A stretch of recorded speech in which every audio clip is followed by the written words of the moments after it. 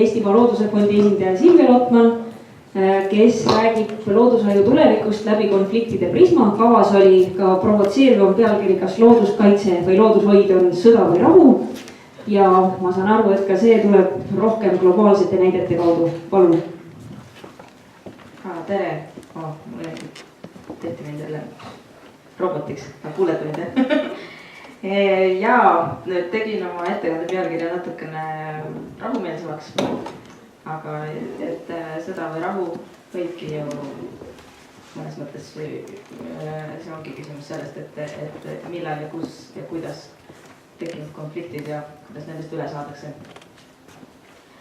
Ja aitäh, Kalevi ettekanne väga hästi juhatas mind sisse, sest et mul on päris ja seesama Kadri küsimus ka, et minu ettekanne päris palju põhineb IUCN-i materjalidel, ÜRO materjalidel ja võib-olla keskendubki rohkem sellele, et mis on need looduskaitse tööriistad, kuidas neid suuri ideid võib-olla koju koha peale tuua. Aga mis õigus mul siin üldse rääkida on?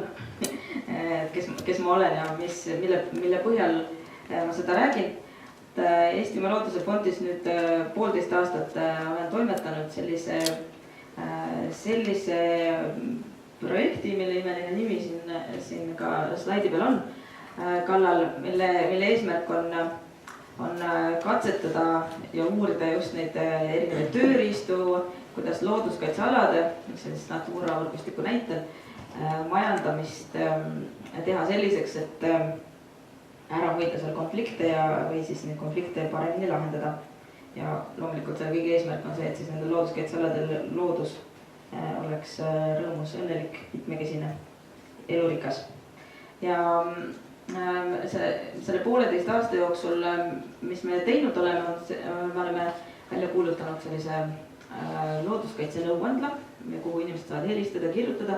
Ja meil on umbes 40 juhtumit erinevate inimeste päringutega. Ja üks eesmärk sellele muidugi on see, et inimesi aidata, kui neil on probleemid, aga teine osa on see, et koguda siis kokku, et milliseid konflikte tavainimesed ja ka Keskkonnaamet või looduskaitsest toimetavad erinevad osapooled kogevad. Et see on üks minu ligi 40 pöördumist on üks selline alus, millest ma võib-olla täna mõned näited ka toon. Ja siis teine suur alus minu jutul on see, et eelmisel talvel ja suvel viisime koos Tartu Ülikooliga läbi 2 uuringut. Ühes uuringus siis küsitlesime looduskaitsealadega seotud inimeste gruppe, põhjalikult tegime nendega sellised fookusgrupi vestlusi, kaardistasime probleeme, mis neil on. Ja seejärel siis Tartu Ülikool viis läbi suurema sellise 500 inimese küsitluse telefoni teel, kus siis ka küsiti neid samu küsimusi, et mis probleemid on inimestel looduskaitsealadel. Ja kolmas kogemuste siis pagas, mis ma selle viimase 1,5 aasta jooksul olen kogunud, on Keskkonnaameti üks selline tore 15 inimeseline grupp, kellega me oleme siin talve jooksul mitu korda kohtunud ja arutanud kommunikatsiooni küsimusi ja koolitanud iseennast ja üksteist sel teemal, et kuidas olla ise parem suhtleja, kuidas olla ise osa lahendusest. Mis juhtus midagi?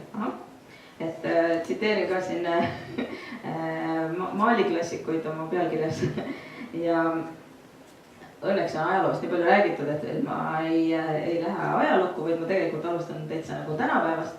Et mida meile siis inimesed räägivad, et mis probleem neil looduskaitsega on, ütlevad, et sa oled varas ja petis anyway, et ükskõik mida sa küsid ja et ta ütles, no tee meile kiri, no pekki, miks ma pean neile kirja tegema.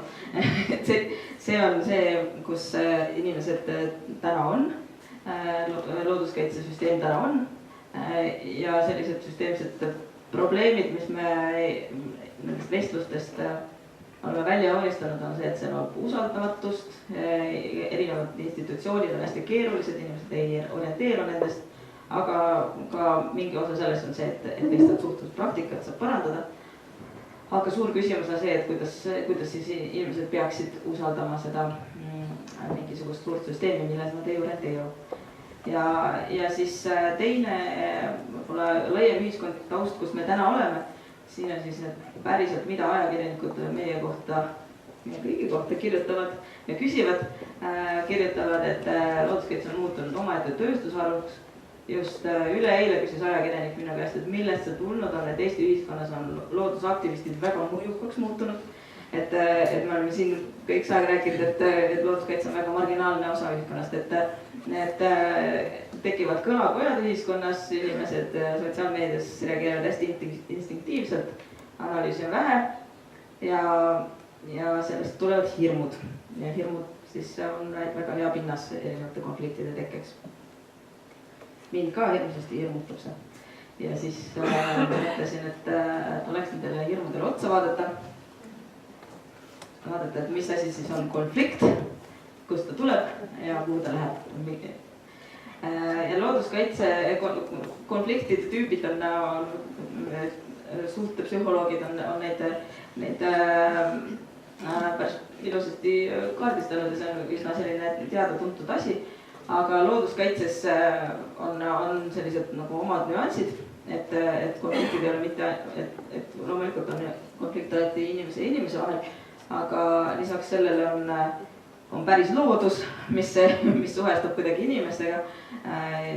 Käisin paar nädalat tagasi inimese juures, kelle maja on sõna otseses mõttes sodiks pekstud.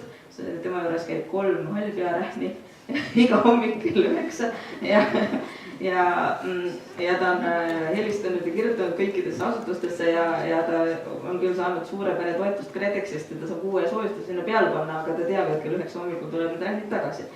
Et proovime aidata teda. Tegemist on reaalse huvikonfliktiga, tema tahab, et tema maja oleks terve, aga looduskaitsjad tahavad, et rähn oleks terve ja rähnil lastaks teha, mis ta tahab. Seekord me paigaldasime ta majale sellised peletid, mis peaksid need rähne ära peletama, aga vaatame, mis saab. Kas rähnid, mis inimene ise ütles, et tema maja ümbert on juba kõik metsad maha võtnud, ta kogu aeg on julgustanud, et metsi maha võetaks, sest et ta tahaks, et need rähnid eemale läheks. Et see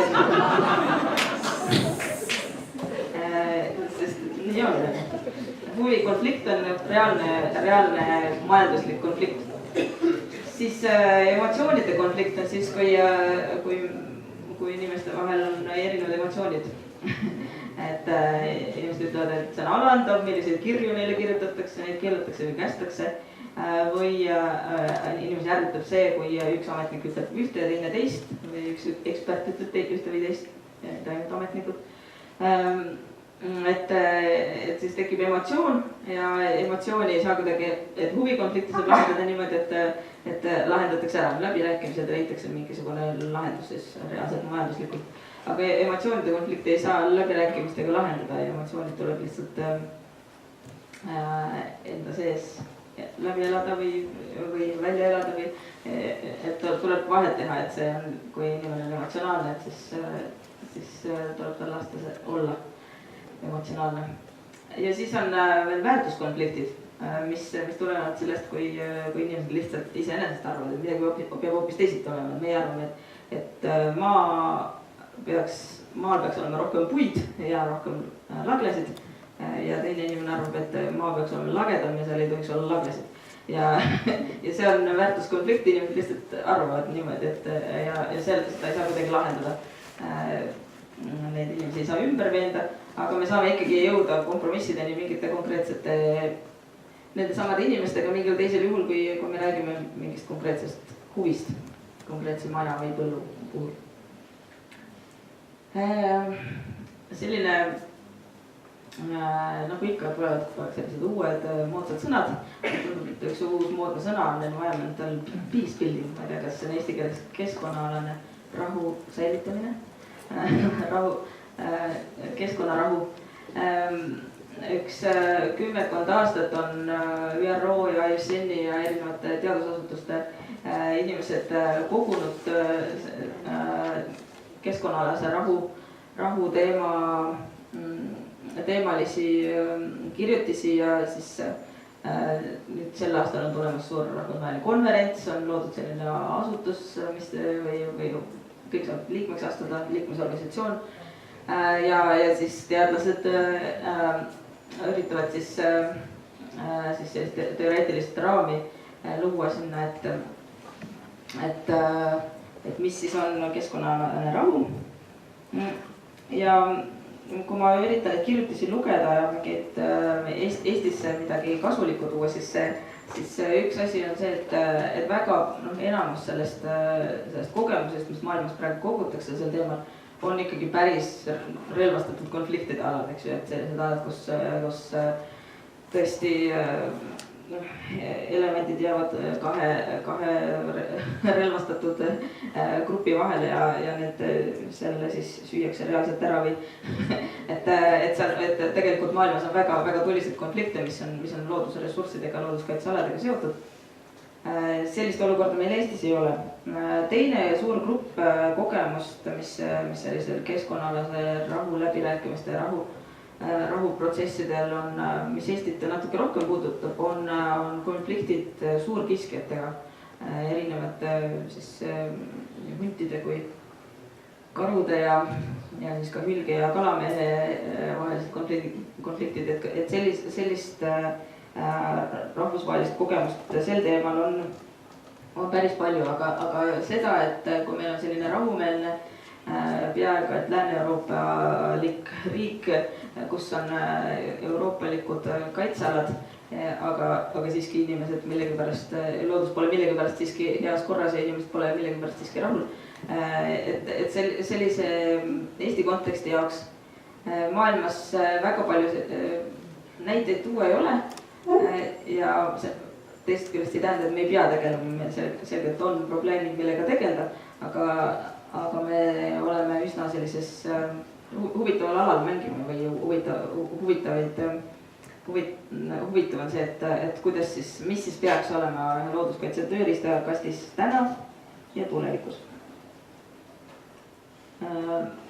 Seesama organisatsioon on siis püüdnud keskkonnakaitselist rahu tagamist ka siis niimoodi raamistada, et konfliktidel on omad elutsüklid ja need hõlmavad endas nii taastuvaid kui taastumatuid loodusvarasid, ökosüsteeme, nende teenuseid ja kõiki erinevaid tasandeid. Ja see kehtib nii nende väga koledate relvastatud konfliktide kui ka selliste sotsiaalse iseloomuga konfliktide kohta. Ja see konflikti elutsükkel, mida nad siis joonistavad, on selline ja mulle meeldib see joonis sellepärast, et mulle meeldib endale ka elu visualiseerida niimoodi, et ongi kergelt niimoodi lainetamine, et elu ei ole paigal kunagi. Aga kui me seda juhtida püüame, seda lainetamist, siis oluline see, et see konflikt ei läheks sinna nii koledaks, et reaalselt inimesed hakkavad surma saama, reaalselt puistatakse defolianti metsade viisi ja nii edasi, et kuidas hoida seda konflikti siis sellisena, et ta sinna väga koledasse kohta ei jõuaks. Teiselt poolt konflikt kui selline on paratamatu nähtus elus ja ta avab ka võimalusi, seal kus on see punane kriipsukene või noolekene, on selline huvitav võimaluse aken, et kui osapooled on tülli läinud omavahel ja nad hakkavad rahu läbi rääkima, siis selles kohas on inimesed väga palju rohkem avatud uutele lahendustele. Ja selles mõttes tsiteerides klassikuid, et tuleb aeg-ajalt lasta asjadel ikkagi eskaleeruda.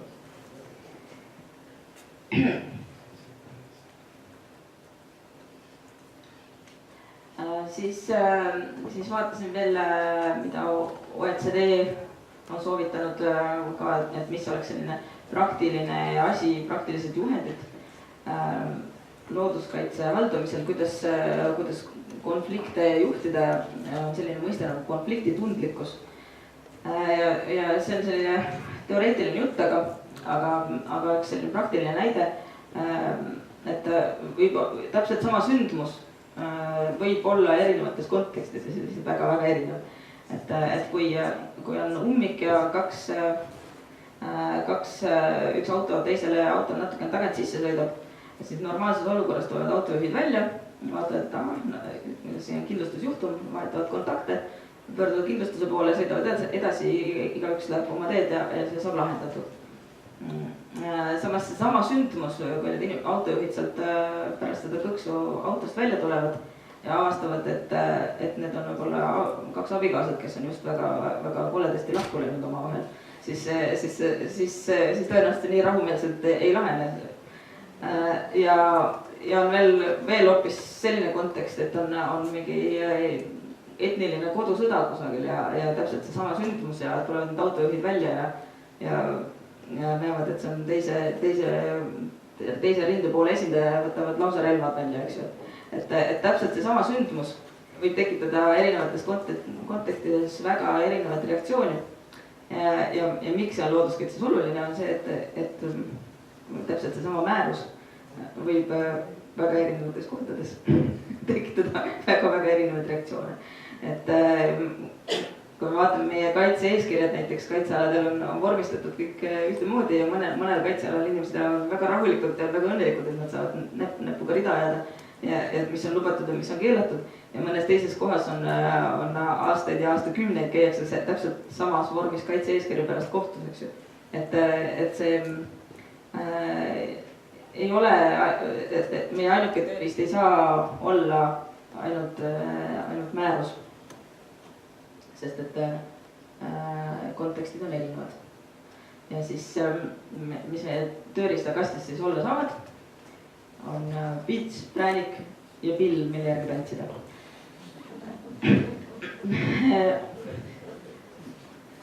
Seda seadust asja me kogu aeg muudkui püüame paremaks teha ja näeme päris palju vaeva sellega. Soodustuste, toetustega me oleme Eestis ka päris palju tööd teinud. Aga see uuring, mida me nüüd eelmisel aastal tegime, näitab seda, et see, kui suure, küsitlesime inimesi ja hindasime seda, et milline on nende suhtumine looduskaitsesse ja siis võrdlesime seda, et kui suured piirangud nende maa peal on või kui suuri toetusi nad saavad. Ja need küsimused absoluutselt ei korreleeru omavahel. Ehk siis, et inimene võib suhtuda looduskaitsesse väga hästi, kui tal on väga suured piirangud peale, ta ei saa üldse toetusi. Vastupidi, inimene võib saada meeletuid rahasid looduskaitsesse, aga ta on väga halvasti meelestatud. Ja küsimus ei ole võib-olla mitte selles rahas, vaid selles, et ta kogu aeg iga päev on mingisugused bürokraatiaga maadlema, mis nende toetustega kaasnevad. Ja see iseenesest paneb teda halvasti suhtuma. Et me ei ole suutnud oma präänikuid ikkagi inimestele präänikutena serveerida. Piitsa ei saagi präänikuna serveerida, see on selge. Aga teiselt poolt see, et piirangu rangus ei korreleeru inimese suhtumisega, näitab ka seda, et selle argumendiga, et inimesed ei suhtu looduskaitsesse hästi, peaks leevendama jahindus, kalandus või mis iganes raiumise metsaraie, metsamajandamise nõudeid, et ka see argument ei päde, sest et need nagu kuskil ei ole näha korrelatsiooni selles, et kui me leevendame mingeid meetmeid üldiselt kõigile, et siis üldiselt kõigil meel paremaks läheb. Ja kuidas siis panna inimesed pilli järgi tantsima ja kuidas see pill piitsa ja prääniku kuidagi nagu kokku kõlaks. Siis igalt poolt rahvusvahelistest juhenditest ja juhtumite analüüsidest tuleb välja, et klassikaline viga, mida tehakse, on see, et kommunikatsiooniosakond kutsutakse kohale siis, kui on vaja tulemustest teavitada. Aga siis, kui alles töötatakse probleemi lahenduse kallal, siis kommunikatsiooniosakond mõtleb välja, kuidas kujundada ilusaid plakateid. Et see ongi keeruline ülesanne, aga see, et kuidas inimesed, kes teavad, kuidas suhelda teiste inimestega, kes on õppinud ülikoolis kommunikatsiooni, et kuidas nemad oleksid kaasatud juba probleemi defineerimisse, inimestega suhtlemise ja kogu selle probleemi lahendamisse, on üks selline asi, mille mul vastust ei ole, aga et mille peale tõenäoliselt peab pidevalt mõtlema.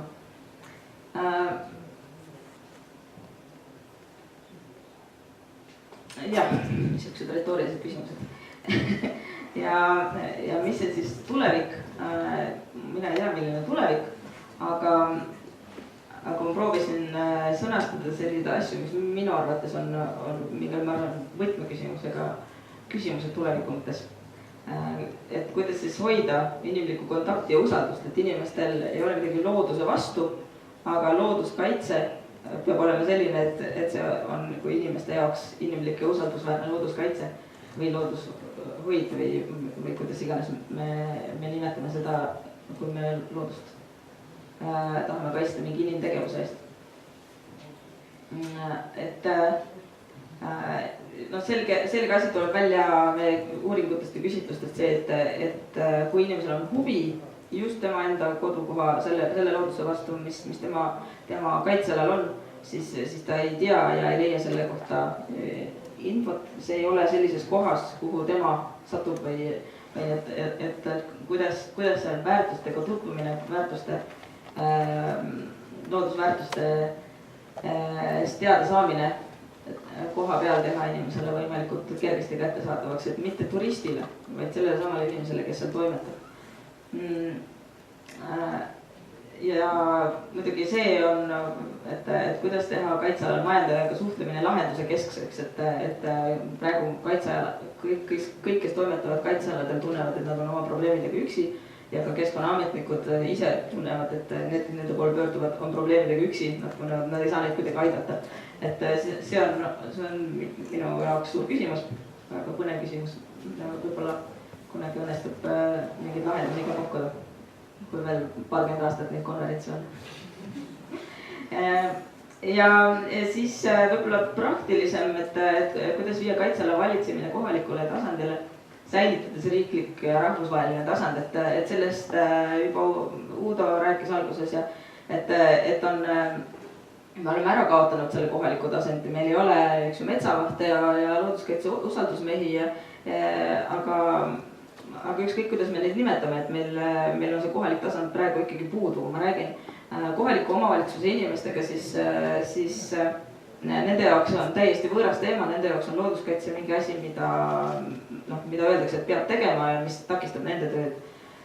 Meil ei ole kohalik omavalitsus reaalselt kaasatud looduskaitsesse ja kohalikust omavalitsusest veel edasi külakogukonnad, võib-olla on kogukonnad isegi mingil määral rohkem, sest et kui on kogukonnas aktiivseid looduse vastu huvi tundvaid inimesi, siis need kogukonnad tulevad kaasa, aga kohalik omavalitsus praegu tunneb ennast looduskaitsesüsteemist täiesti võõrkehana ja ma arvan, et see on üks selline asi, mille kallal ma ise kavatsen lähiajal päris palju toimetada, et kohaliku omavalitsuste üldplaneeringuid torkida ja vaadata, et nad leiaksid mõnegi positiivse asja selles, et nende haldusalal on looduskaitsealasid. Aga aitäh ja uuringuid ja meie projekti toimetamisi saab sellelt kodulehelt vaadata ka, et mulle võite helistada ja kirjutada. Aitäh! Kui sa paned eelmise slaidi tagasi, siis ma selle peale mõtlesin, et mul ei ole mõtet küsida, kas kellelgi on küsimusi, sest küsimused on stendile ette antud.